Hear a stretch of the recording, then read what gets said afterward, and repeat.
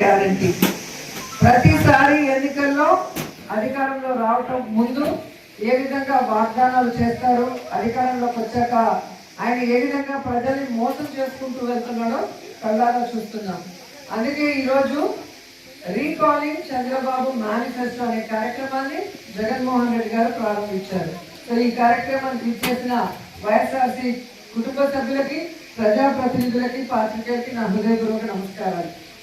ఈరోజు ఈ కార్యక్రమం మనం ఎందుకు చేస్తున్నామంటే, గతంలో జగన్మోహన్ రెడ్డి గారు ఒక మేనిఫెస్టో ఇచ్చినప్పుడు అది ప్రతి ఆఫీస్లోనూ, ప్రతి ఎమ్మెల్యే దగ్గర, ప్రతి మండల ఆఫీస్లో కూడా ఎవరు వచ్చినా ఏం చెప్పామో మనం అది చేసామా లేదా అనేది ప్రతిరోజు చూసుకొని చేయని వాటిని చేస్తూ ముందుకు వెళ్ళే కార్యక్రమం మనం చేశాం. కానీ జగన్మోహన్ రెడ్డి గారు ఇచ్చే ప్రతి ఒక్కటి ఇస్తూ, అవి కాకుండా అడిషనల్ గా సూపర్ 6 ఇస్తాను, మేనిఫెస్టోలో ఉన్న 143 ఐటమ్స్ చేస్తానని చెప్పిన చంద్రబాబు నాయుడు మళ్ళీ ఎప్పటిలాగే ఆ మేనిఫెస్టోని డస్ట్బిన్ లో పెట్టేసి దాని గురించి పట్టించుకోకుండా అన్ని చేసేస్తాను, చేయలేదని ఎవరైనా మాట్లాడితే వారికి నాలిక మందమని సిగ్గు లేకుండా ఒక సీఎం స్థాయి వ్యక్తి అబద్ధాలు చెప్పడం మీరు గమనించారు. అందుకే వారి మేనిఫెస్టో ఏంటి, వారు ఏం చెప్పారు అని ఈరోజు వాళ్ళకి గుర్తు చేస్తూ గడప గడపకి కార్యక్రమాన్ని ఇది తీసుకెళ్ళాలి. తీసుకెళ్ళి ఈ క్యూఆర్ కోడ్ స్కాన్ చేస్తే దాంట్లో సూపర్ 6 తో పాటు తెలుగుదేశం పార్టీ మేనిఫెస్టో వస్తుంది. ఈ మేనిఫెస్టోలో చంద్రబాబు నాయుడు, పవన్ కళ్యాణ్ ఇద్దరు సంతకాలు పెట్టారు.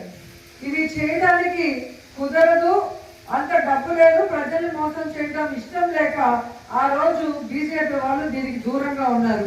మీరు గమనించారు కదా, ఆ రోజు మేనిఫెస్టోని టచ్ చేయకుండా దూరంగా నిల్చున్నారు.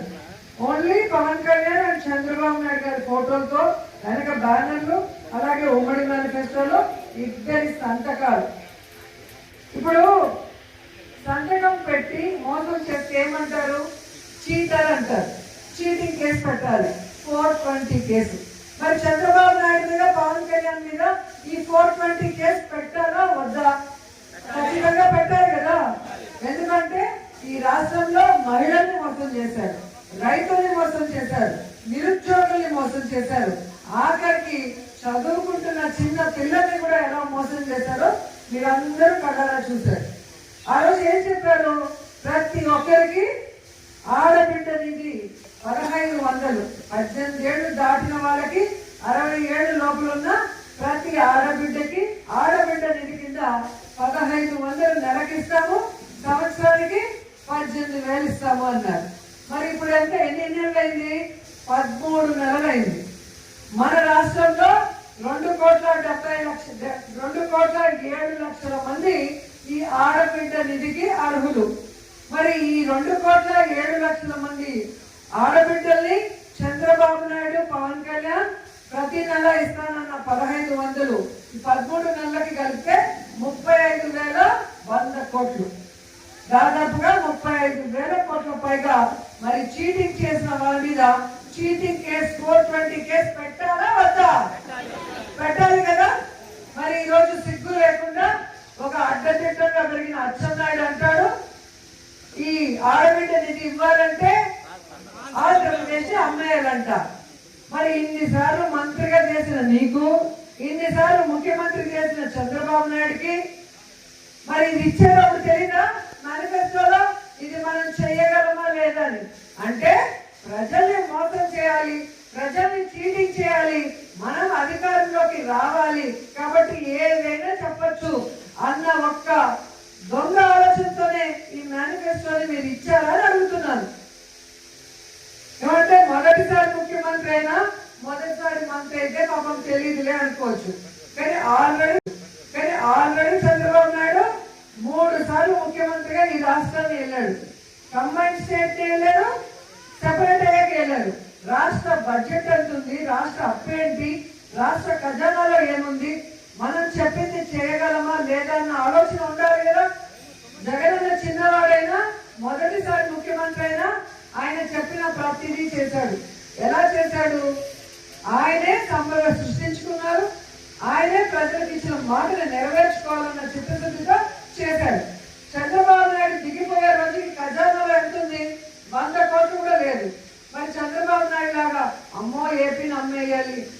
భయం వేస్తుంది, నేను చేయలేను, ఇలాంటి మాటలు ఎప్పుడైనా మాట్లాడారా? జగన్మోహన్ రెడ్డి ఎప్పుడు మాట్లాడలేదు. ఎందుకంటే మనం ఏం చేయగలమో అదే మేనిఫెస్టోలో పెట్టారు. పెట్టిన దాన్ని కరోనా వచ్చి రాష్ట్రానికి ఇన్కమ్ లేకపోయినా ఎవ్వరు జీతం ఆపలేదు, ఎవ్వరు వెల్ఫేర్ స్కీమ్ ఆపలేదు, ఏ డెవలప్మెంట్ ఆపలేదు. అది నాయకుడు అంటే. ప్రజల్ని మోసం చేయాలని కంకణం కట్టుకొని మేనిఫెస్టోలో అబద్ధాలు పెట్టి ఈ రోజు పిచ్చి మాటలు మాట్లాడుతూ తప్పించుకోవాలనుకున్న చంద్రబాబు నాయుడిని, పవన్ కళ్యాణ్ చీటింగ్ కేసు కింద లోపల పెట్టేంత వరకు వైఎస్ఆర్సీపీ వాళ్ళందరూ కూడా పోరాడాలి. ఇప్పటికైనా ఆ కూటమి ప్రభుత్వం ఇచ్చిన వాగ్దానాలు నెరవేరిస్తే కనీసం ప్రజల్లో వాళ్ళకి కొంచెమైనా అయ్యో పాపమని ఆలోచించే అవకాశం ఉంటుందని కూడా ఈ సందర్భంగా తెలియజేసుకుంటున్నారు. ఎందుకంటే జగన్మోహన్ రెడ్డి గారు ఉన్నప్పుడు మహిళలకి వాళ్ళ పేరు మీద ఇళ్ల పట్టాలు ఇచ్చారు. ఇక్కడ ఎన్హెచ్ మీద మీరు చూసారు, ఎంత మంచి చోట మనం ఇవ్వడం జరిగింది. నేను మంత్రి అయిన మొదటి క్యాబినెట్ లో ఈ నిండులో ఆగిపోయిన ల్యాండ్ అన్ని కూడా ఏ విధంగా జగన్ గారికి చెప్పి క్యాబినెట్ లో అప్రూవ్ చేసుకొని మనం ఇళ్ల పట్టాలు ఇవ్వడం జరిగింది. అది మీ మీద ఉన్న అభిమానం, నాకున్న అభిమానం, జగన్ ఉన్నకున్న అభిమానం. మనం కోరిన వెంటనే పేదవాళ్ళకి మనం ఇల్లు ఇవ్వాలి. ఈ సమస్య అనగానే అది ఎలా పరిష్కరించి జగనన్న చేశారో మీ అందరూ కూడా గమనించాలి. అలాగే ఇదే మండలంలో ఉన్నారు, గతంలో ఉన్న ఎమ్మెల్యేలు కానీ నెక్స్ట్ మన శ్రీశైలం బోర్డు చైర్మన్ ఇక్కడే జడ్పీటీసీగా చేశారు. కానీ ఈ మండలానికి ఏమైనా చేశారో మీరు ఆలోచించండి. నేను అపోజిషన్ ఎమ్మెల్యేగా ఉన్నప్పుడు, రేవతమ్మ సర్పంచ్గా ఉన్నప్పుడే ఈ ప్రాంతంలో రోడ్లు వేసాం, బస్ షెల్టర్లు కట్టాం, అలాగే ఆర్ఓ ప్లాంట్లు పెట్టాం. ఆ రోజు ఆమె చెక్కోరు కూడా కక్ష సాధింపుగా తెలుగుదేశం పార్టీ వాళ్ళు తీసేసిన పోరాడి తెచ్చుకొని ఈ ప్రాంతం కోసం మనం ఎంత డెవలప్ చేసామో మీ అందరూ కూడా చూశారు. అలాగే ఈరోజు మన అధికారం వచ్చాక వారింటికి నేను భోజనానికి వెళ్ళినప్పుడు ఆ ప్రాంతంలో ఆ టెంపుల్ది శిథిలావస్థలో మొత్తం మట్టి దిబ్బగా ఉంటే ఏంటి అని అడిగినప్పుడు ఈ ప్రాంతానికి ఒక ఇంపార్టెన్స్ ఉంది, ఒక వెంకటేశ్వర స్వామి టెంపుల్ ఉండేది, ఆ విగ్రహాలన్నీ ఇప్పుడు చెన్నైలో మ్యూజియంలో ఉన్నాయి, ఇక్కడ టెంపుల్ ఉంటే ఊరు బాగుంటుంది, రోజు నిత్యం దీపం వెలిగించే ఒక టెంపుల్ ఉండాలి అని చెప్పి కోరినప్పుడు మనం ఏ విధంగా టీటీడీలో మరి అప్పుడున్న సుబ్బారెడ్డి గారిని కానీ ఆ తర్వాత కరుణాకర్ రెడ్డి గారిని కానీ మాట్లాడి ఫండ్స్ తీసుకొచ్చి ఆ టెంపుల్ ని కట్టించాము మనం చూసాం. అలాగే మీరు చూస్తే బుగ్గాగ్రహారంలో నింద్ర, విజయపురం, నగరి రూరల్ కి కలిపి కళ్యాణ మండపాన్ని ఎక్కడో పిచ్చాటూరు లేదా చెన్నై లేదా దూరంగా వెళ్తుంటే మన వాళ్ళకి ఎందుకు ఒక టీటీడీ కళ్యాణ మండపం ఉండకూడదని టీటీడీలో మాట్లాడి నేను చేయగలిగాను. అంటే నేను మొదటిసారి మంత్రి అయ్యాను, మొదటిసారి నేను అధికారంలో ఉన్నా కూడా ఈ ప్రాంతం వాళ్ళు కోరిన దాన్ని ఎలా చేయాలని సీనియర్లతో మాట్లాడుకొని ఆ విధంగా నేను అడుగులు వేశాను. మరి ఇక్కడ సీనియర్ మోస్ట్ ఉన్నామని చెప్పుకుంటున్నారు కదా, ఈరోజు నా గురించి తిరుపతి ప్రెస్ క్లబ్ లో మీరు మాట్లాడుతున్నారు కదా, వాళ్ళని నేను ప్రశ్నిస్తున్నాను, ఎందుకు మీరు నేను రాకముందు చేసుకోలేకపోయారు? ఈరోజు నేను చేసిన ఏమీ చేయలేదని ఎలా ఈరోజు మీరు మీ సొంత చిన్నాన్న సంగారెడ్డికి వెన్నుపోటు పొడిచారు, ఈ 5 మండలాల్లో ఉన్నవాళ్ళు. ఆ తర్వాత నా దగ్గర చేరి పదవులు అనుభవించి సంపాదించుకొని నాకు వెన్నుపోటు పొడిచి ఇప్పుడు వెళ్ళారు. సంగారెడ్డికి నన్ను వెన్నుపోటు పొడిచిన వాళ్ళకి భానుప్రకాష్ కు వెన్నుపోటు పోయడం పెద్ద విషయమా? పెద్ద విషయమా చెప్పండి. సంగారెడ్డి ఏమో సొంత చిన్నాన్న ఒకరికి, మిగతా వాళ్ళకి రాజకీయ భిక్ష 30-35 ఏళ్ళుగా రాజకీయ భిక్ష పెట్టిన ఒక రాజకీయవేత్త. ఈరోజు వాళ్ళందరూ కూడా ఒక స్థాయిలో వాళ్ళ పిల్లలు వాళ్ళు సెటిల్ అయ్యారు అంటే సంగారెడ్డి గారి వల్ల. అలాంటి పెద్ద మనిషినే వెన్నుపోటు పొడిచిన వాళ్ళు నాతో చేరి జీవితంలో ఒక రాష్ట్ర పదవి కూడా పొందని వాళ్ళకి రాష్ట్ర స్థాయి పదవులు ఇచ్చాము. అధికారం వచ్చాక టెంపుల్ చైర్మన్ కానీ కార్పొరేషన్ చైర్మన్ ఎలా వచ్చాయి? ఏ నియోజకవర్గంలో అయినా ఎమ్మెల్యే లెటర్ లేకుండా ఎవరికి స్టేట్ పోస్టులు అనేది రావు. జగన్మోహన్ రెడ్డి గారు ఇవ్వరు. ఆ లెటర్ కూడా మీరు ఒకసారి వాట్సాప్ గ్రూప్ లో మీరు చూశారు. వాళ్ళు చెప్పుకోవచ్చు మాకు రోజమ్మ ఇవ్వలేదని, కానీ వాళ్ళ మనసాక్షికి తెలుసు కదా సింగేరి కోనకు వచ్చి ఏ విధంగా వాళ్ళు ఆశీర్వాదం తీసుకెళ్లారు అనౌన్స్ అయితే. ఆ లెటర్ కూడా జగన్మోహన్ రెడ్డి సంతకం చేసిన లెటర్లు ఇప్పటికీ నా దగ్గర ఉన్నాయి. వాళ్ళకి ఎప్పుడు కావాలంటే అప్పుడు మళ్ళీ వాట్సాప్లో పెడతారు. సో ఒక రాష్ట్ర స్థాయి పదవులు మనం అపోజిషన్లో ఉన్నప్పుడు ఇచ్చాము, అధికారంలోకి వచ్చాక గౌరవమైన చైర్మన్ స్థానాలు, టెంపుల్ చైర్మన్ కానీ, మరి ఈడీ కార్పొరేషన్ చైర్మన్ కానీ, మరి మిగతా వాళ్ళకి జడ్పీటీసీలు, ఎంపీపీలు ఏ విధంగా మనం చేసామో మీ అందరూ కూడా కళ్ళారా చూశారు. సో ఈరోజు కేవలం వెన్నుపోటు పొడవటమే జయంగా పెట్టుకున్న మీరు వెన్నుపోటు పార్టీలో చేరి మళ్ళీ మా గురించి మాట్లాడటం సిగ్గుచేటు అని అంటున్నాను. ఎందుకు ఇది అంటున్నాను అంటే, మీకు జగన్మోహన్ రెడ్డి గారు చేశారా లేదా మీకు జగన్మోహన్ రెడ్డి గారు చేసినప్పుడు మీకు ఎమ్మెల్యే నచ్చలేదంటే ఏం చేయాలి? జగన్మోహన్ రెడ్డి గారికి ఏదో ఒక నియోజకవర్గంలో వెళ్ళి పని చేయాలి, లేదా ఎంపీ గారికి పని చేయాలి. అవునా కాదా? రోజమ్మ నచ్చలేదు, నువ్వు నగిరిలో పని చేయొద్దు, తిరుపతికి పో. ఇన్ఛార్జిగా మిమ్మల్ని వేశారు కదా, కాళహస్తికి ఒకరిని వేశారు, అనంతపురం ఒకరిని వేశారు, అక్కడికి వెళ్ళి చేయండి, పుంగునూరుకి వెళ్ళి చేయండి, తిరుపతికి వెళ్ళి చేయండి.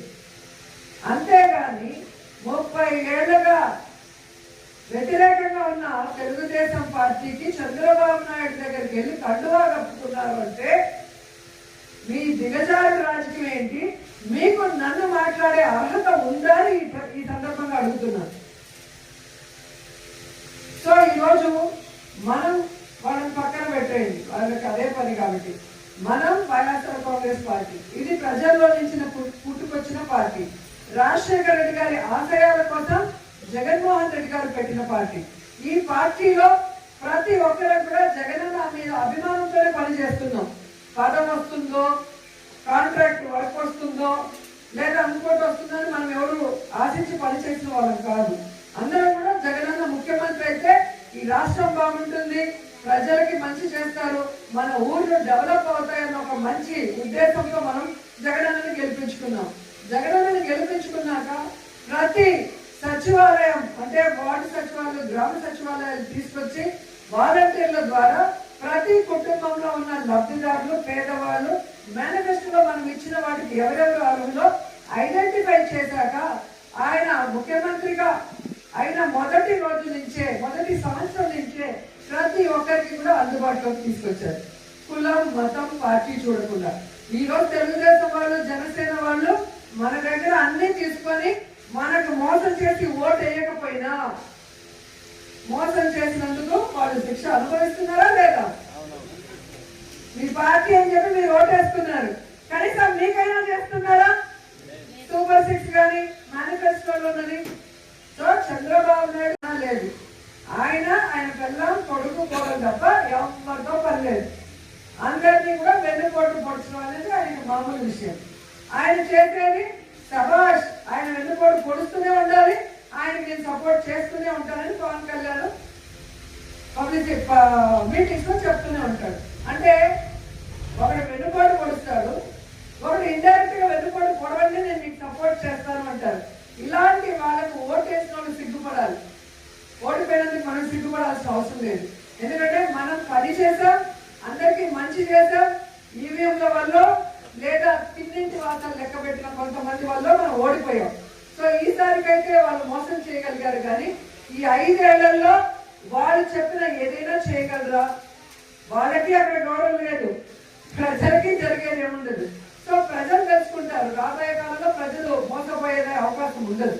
సో ఆ ప్రజలకి మనం ఒకసారి గుర్తు చేయాల్సింది ఏంటంటే, ఈ క్యూఆర్ కోడ్ స్కాన్ చేసి వాళ్ళ ఇంటికి వెళ్ళి ప్రతి విలేజ్ లో ఆ విలేజ్ సంబంధించిన నాయకులు ఇంటింటికి వెళ్ళి ఇది స్కాన్ చేసి వీటిలో వాళ్ళు చెప్పినవి వచ్చాయా, ఏదైతే ఇప్పుడు చెప్పాను కదా, ఆడబిడ్డలు ఇది నెలకి 1500 రావాలి, సంవత్సరానికి 18,000, మొదటి సంవత్సరం అయిపోయింది, 13 నెలలకి 35,000 కోట్ల పైగా రావాలి.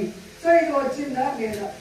రాలేదు అంటే వాళ్ళు ఎంత మోసం చేశారు, ఇది గుర్తు పెట్టుకోండి. మళ్ళీ ఎన్నికల ముందు వాళ్ళు చెప్పే అబద్ధాలకి మళ్ళీ మీరు మోసపోతే మీరు నాశనం అయిపోతారు, మన కాన్స్టిట్యున్సీ, మన మండలం కూడా నాశనం అయిపోతుంది. జగన్ లాంటి వ్యక్తి అక్కడ ముఖ్యమంత్రిగా ఉండాలి, ఇక్కడ రోజమ్మ లాంటి వ్యక్తి ఎమ్మెల్యేగా ఉన్నప్పుడే మేము మీకు ఇచ్చిన ప్రతి వాగ్దానాన్ని నెరవేర్చే అవకాశం ఉంటుందని మీరు ఆ ఇంట్లో చెప్పి వెళ్ళాలని కూడా ఈ సందర్భంగా కోరుకుంటున్నాను. అలాగే మీరు చూస్తే వైఎస్ఆర్ ఆశ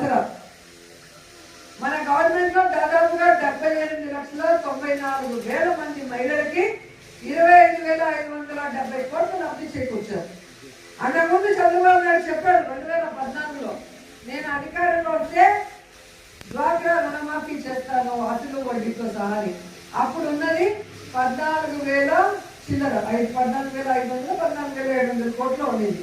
వాళ్ళు చేయకపోవడం వల్ల 5 ఏళ్లలో వడ్డీకి వడ్డీ అయి అది 25,000 కోట్లకి పెరిగిపోయింది.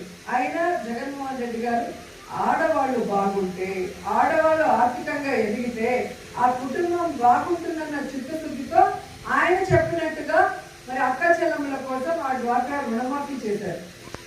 సో ఆ రోజు చంద్రబాబు నాయుడు మోసం చేశాడు మహిళల్ని, కానీ జగనన్న వారికి చెప్పిన మాట ప్రకారం దాన్ని మాఫీ చేశాడు. సో ఈ రోజు జగనన్న చేస్తున్నట్టు చేస్తామని చెప్పి చేయకపోవడం అనేది మళ్ళీ ఒకసారి డ్వాక్రా అక్క చెల్లెమ్మలకి గుర్తు చేయాలని కూడా ఈ సందర్భంగా తెలియజేసుకుంటున్నాం. అలాగే మీరు చూస్తే వైఎస్ఆర్ చేయూత 45 ఏళ్ళు పైబడిన ఎస్సీ, ఎస్టీ, బీసీ, మైనారిటీ మహిళలకి ఏ విధంగా మరి చేయూత ద్వారా దాదాపుగా 26,99,000 మంది మహిళలకి 19,189 కోట్లు లబ్ధి చేకూర్చారు. ఎందుకు? విలేజ్లో చిన్న వయసులోనే పెళ్లి అయిపోతుంది, చిన్న వయసులోనే పిల్లల్ని కనేస్తారు. సో వాళ్ళు ఇటు కూలికి వెళ్ళటమో పొలం పనులు చేసుకుంటూ ఇలా పిల్లల్ని చూసుకుంటూ 45కే ఆల్మోస్ట్ వాళ్ళు చాలా వీక్ అయిపోతారు. వాళ్ళని అప్పుడు కుటుంబ సభ్యులు చూసుకోకపోతే వాళ్ళు ఇబ్బంది పడుతున్నారని జగనన్న పాదయాత్రలో గమనించి వారి కోసం ఈ చేయూత పథకాన్ని తీసుకొచ్చారు. బ్యాంకు లింకేజ్తో మహిళల్ని ఏ విధంగా శారీ షాప్ కానీ లేదా ప్రొవిజన్ షాప్ కానీ వాళ్ళు ఏది చేయగలరో వాళ్ళ గ్రామాల్లో వాళ్ళ పట్టణాల్లో ఆ విధంగా చేయించుకునే అవకాశాన్ని ఇచ్చారు. లేదా ఆవుల్లో మేకలో పట్టుకొని వాళ్ళు జీవనోపాధి చేసుకునే విధంగా చేశారు. ఈరోజు ఆ చేయూతను కూడా ఇవ్వకుండా ఎలా మోసం చేశారు అనేది మీరు గడప గడపకి వెళ్ళినప్పుడు ఈ రీకాలింగ్ చంద్రబాబు మేనిఫెస్టోని, అంటే జగన్ ఇచ్చేది ప్రతిదీ ఇస్తాను, అది కాక మిగతా ఇస్తాను అన్నవాడు జగనన్న ఎంతమందికి ఇచ్చాడు, ఎన్ని కోట్లు ఇచ్చాడు, ఈ రోజు దాన్ని చేయకుండా వాళ్ళు ఇచ్చింది ఎలా మోసం చేస్తున్నారో చేయకుండా అనేది ప్రతి ఇంటిలో టైం తీసుకొని మాట్లాడాలని కూడా ఈ సందర్భంగా కోరుకుంటున్నాం. అలాగే ఫ్రీ బస్ 13 నెలలు అవుతుంది. ఫ్రీ బస్ రాష్ట్రం అంతా మహిళలు ఉచితంగా తిరగచ్చు. ఇటు శ్రీశైలం వెళ్ళొచ్చు, అటు కనకదుర్గమ్మ టెంపుల్కి వెళ్ళొచ్చు, అటు వైజాగ్ లో అప్పన్న టెంపుల్కి వెళ్ళొచ్చు, ఇటు తిరుమలకి వెళ్ళొచ్చు అంటే అందరూ చాలా ఆశపడ్డారు. కానీ ఏమైంది? 2024 ఎన్నికల్లో మేము గెలిస్తే జూన్ నుంచి మేము చెప్పిన ప్రతిదీ మీకు జరుగుతుంది అని చెప్పిన పెద్ద మనుషులు 13 నెలలు అవుతున్నా ఈ రోజు వరకు ఫ్రీ బస్ ఇవ్వకుండా ఏ విధంగా మహిళల్ని ఏమరుస్తున్నారో మీరు చూడండి. నేను అనేది ఎలక్షన్స్ వస్తాయనగా 1 ఇయర్ ముందో 1.5 ఇయర్ ముందో ఇచ్చి మేము ఇచ్చేసామని మళ్ళీ ప్రజల్ని మోసం చేయాలనుకుంటారు, మళ్ళీ మహిళల్ని మోసం చేయాలనుకుంటారు. మిమ్మల్ని మోసం చేయడానికి ఎలక్షన్ ముందు ఇచ్చేవాళ్ళు కావాలా? మీ మీద ప్రేమతో అభిమానంతో ముఖ్యమంత్రి అయిన మొదటి నెల నుంచే చేసే జగన్మోహన్ రెడ్డి లాంటి వ్యక్తి ముఖ్యమంత్రి కావాలా? ఒకసారి రాష్ట్ర ప్రజలు ఆలోచించాలి, దాన్ని బట్టి మీరు ఓట్లు వేయాలి. ఎందుకంటే ఒక్కసారి మీరు తప్పు చేస్తే మేము అందరం కూడా కష్టపడుతున్నాం, రాష్ట్రం నష్టపోతుంది. ఎందుకంటే ఈ దేశంలోనే ఏ రాష్ట్రంలో ఏ ముఖ్యమంత్రి చేయనటువంటి విధంగా మొదటి సంవత్సరంలోనే 1,83,000 కోట్లని అప్పు చేసి ఒక చెత్త రికార్డు సృష్టించాడు చంద్రబాబు నాయుడు. 5 సంవత్సరాల్లో జగనన్న చేసిన అప్పు తక్కువ, ఆ చేసిన ప్రతి రూపాయి అభివృద్ధి సంక్షేమం ఎలా చేశాడో అన్నీ కూడా ఆన్లైన్ లో ఉంది. ఆ రోజేమో రాష్ట్రం శ్రీలంక అయిపోతుందని గగ్గోలు పెట్టిన ఈ కూటమి ప్రభుత్వం మరి ఈ రోజు ప్రజలకి ఏ వెల్ఫేర్ చేయకుండా, రాష్ట్రంలో ఏ అభివృద్ధి చేయకుండా ఎందుకు 1,87,000 కోట్లను అప్పు చేశారు? ఆ డబ్బు ఏమైందంటే వాళ్ళ దగ్గర మాటలు లేదు. ఒక స్కూల్ 2,000 చేశారా? మీరు ఓట్లు వేయాలి. ఎందుకంటే ఒక్కసారి మీరు తప్పు చేస్తే మేము అందరం కూడా కష్టపడుతున్నాం, రాష్ట్రం నష్టపోతుంది. ఎందుకంటే ఈ దేశంలోనే ఏ రాష్ట్రంలో ఏ ముఖ్యమంత్రి చేయనటువంటి విధంగా మొదటి సంవత్సరంలోనే 1,83,000 కోట్లని అప్పు చేసి ఒక చెత్త రికార్డు సృష్టించాడు చంద్రబాబు నాయుడు. 5 సంవత్సరాల్లో జగనన్న చేసిన అప్పు తక్కువ, ఆ చేసిన ప్రతి రూపాయి అభివృద్ధి సంక్షేమం ఎలా చేశాడో అన్నీ కూడా ఆన్లైన్ లో ఉంది. ఆ రోజేమో రాష్ట్రం శ్రీలంక అయిపోతుందని గగ్గోలు పెట్టిన ఈ కూటమి ప్రభుత్వం మరి ఈ రోజు ప్రజలకి ఏ వెల్ఫేర్ చేయకుండా, రాష్ట్రంలో ఏ అభివృద్ధి చేయకుండా ఎందుకు 1,87,000 కోట్లను అప్పు చేశారు? ఆ డబ్బు ఏమైందంటే వాళ్ళ దగ్గర మాటలు లేదు. ఒక స్కూల్ రెన్యువేట్ చేశారా తెలుగుదేశం కూటమి ప్రభుత్వం? ఒక హాస్పిటల్ రెన్యువేట్ చేశారా? ఒక మెడికల్ కాలేజ్ పూర్తి చేయాలన్న ఆలోచన ఉందా? NH వేసే పని ఉందా? రోడ్లు వేసే పని ఉందా? ఒక ఇంటి పట్టా ఇచ్చే పని ఉందా? ఒక నిరుద్యోగి ఉద్యోగం కానీ నిరుద్యోగ వృత్తి ఇవ్వాలన్న ఆలోచన ఉందా? ఏది చేయదు. కానీ లక్షల కోట్లు అప్పు చేసుకుంటూ మననే అప్పుల పాలు చేసేసి వాళ్ళు పారిపోతారు. నేను మళ్ళీ మీకు చెప్తున్నాను, కరోనా వస్తేనే ప్రజల్ని, పార్టీ కార్యకర్తల్ని కూడా గాలి వదిలి హైదరాబాద్ పారిపోయి బతుకుంటే వలసాగు తినచ్చు అనుకున్న కూటమి నాయకులు రేపు జగనన్న ముఖ్యమంత్రి అయిన మరుక్షణం అమెరికాకు పారిపోతారు. ఆ విషయం కూటమి ప్రభుత్వం నాయకులు తెలుసుకోవాలి. అది తెలియక కొంతమంది చాలా ఎక్కువగా ఓవర్ యాక్షన్ చేస్తున్నారు. ఓవర్గా వైఎస్ఆర్సీపీ నాయకుల్ని ఇబ్బందులు పాల్పడటం, తప్పుడు కేసులు పెట్టించాలనుకోవటం, వారి ఇంటి స్థలాన్ని లాక్కోవాలనుకోవటం, ఎప్పటి నుంచో తాతల కాలం నుంచి వాళ్ళ ఆధీనంలో ఉన్న వాళ్ళ ఇళ్ళని ఇబ్బంది పెట్టాలనుకోవటం, ఆ విధంగానే వారి ఉద్యోగాలను తీసేయాలనుకోవటం, ఏ విధంగా పోలీసులతో పిలిపించి బెదిరించి కొట్టించడాలు చేయడమో మీరు గమనిస్తున్నారు. వాళ్ళందరికీ కూడా ఈ యొక్క స్టేజ్ నుంచి చెప్తున్నా, మాకు ఒక కష్టం అంటే ఇక్కడ కష్టం అంటే నేను వస్తాను, నాకు కష్టం అంటే జగనన్న వస్తాడు. కానీ మీకు కష్టం అంటే ఎవ్వడూ రాడు. ఇక్కడున్న ఎమ్మెల్యే కరోనా టైంలో ఎక్కడున్నాడో ఒకసారి ఆలోచించుకోండి. ఇక్కడున్న ప్రభుత్వం ఏదైతే ఉందో తెలుగుదేశం పార్టీ ప్రభుత్వం, చంద్రబాబు నాయుడు కరోనా సమయంలో ఎక్కడున్నాడు, ఎవరికైనా ఏమైనా సహాయం చేశారో ఒకసారి ఆలోచించండి. 3 సార్లు ముఖ్యమంత్రిని చేసిన ఈ రాష్ట్ర ప్రజల మీద వారికి ప్రేమ లేదు, అభిమానం లేదు. అలాంటి వారి కోసం కనుక పిచ్చి చేతలు, పిచ్చి వేషాలు వేస్తే ఒక్కొక్కడికి 100% వడ్డీతో సహా ఇచ్చేస్తామని కూడా ఈ సందర్భంగా తెలియజేసుకుంటున్నాం. అండ్ ఈ రీకాలింగ్ మేనిఫెస్టో ద్వారా ప్రతి కుటుంబంలో ఉన్న పేదవాళ్ళని చైతన్యపరచండి. వారికి కూటమి ప్రభుత్వం చేస్తున్న అన్యాయాన్ని తెలియజేయండి.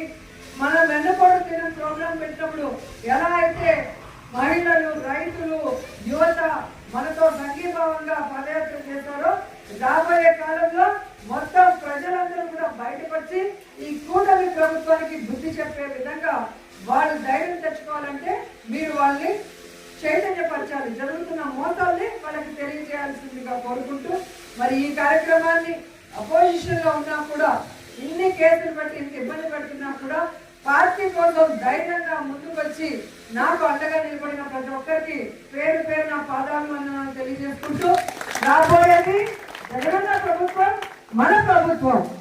మళ్ళీ మనం తలెత్తుకొని తిరగగలం. ఈ రోజుకైనా ఇంటింటికి వెళ్ళి మేము చెప్పింది చేశాం, వాళ్ళు చెప్పింది చేశారా లేదా అడగగలిగే ధైర్యం మనకుంది. కానీ మేము చెప్పింది చేశాము అని చెప్పుకునే ధైర్యం కూటమి ప్రభుత్వానికి లేదు. ఈరోజు ప్రోగ్రామ్ అయితే ఇంటింటికి తెలుగుదేశం తొలి అడుగులను పెట్టుకున్నారు. కానీ ఎక్కడో 1-2 తెలుగుదేశం పార్టీ ఇళ్ళకి పోతున్నారు, ఫోటో తీసుకొని పారిపోతున్నారు. కానీ ఆ ఫోటోలో ఉన్న తెలుగుదేశం పార్టీ వాళ్ళకి వీళ్ళు చెప్పిన మేనిఫెస్టో సూపర్ 6 వచ్చిందా అని మీరు ఒక్కసారి ఎంపీడీ ఆఫీసులోకి వెళ్ళి వెరిఫై చేస్తే మీకే అర్థమవుతుంది. వాళ్ళు కూడా మోసపోయారు. విధి లేక పార్టీలో ఉన్నారు కాబట్టి ఫోటో తీసుకుంటున్నారు అనేది. సో మనల్ని మోసం చేయడమే కాకుండా వారికి ఓటేసిన వారి పార్టీ వాళ్ళని కూడా మోసం చేసిన ఈ కూటమి ప్రభుత్వానికి బుద్ధి వచ్చే విధంగా వాళ్ళని కూడా చైతన్యపరచాల్సిందిగా కోరుకుంటూ సెలవు తీసుకుంటున్నారు.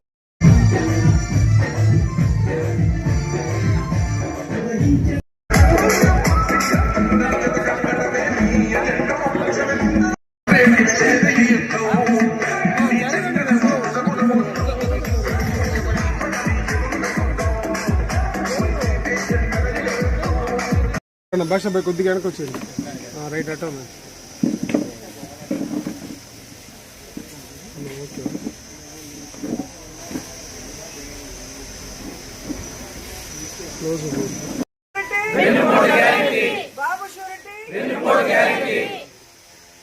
బాబు షూరిటీ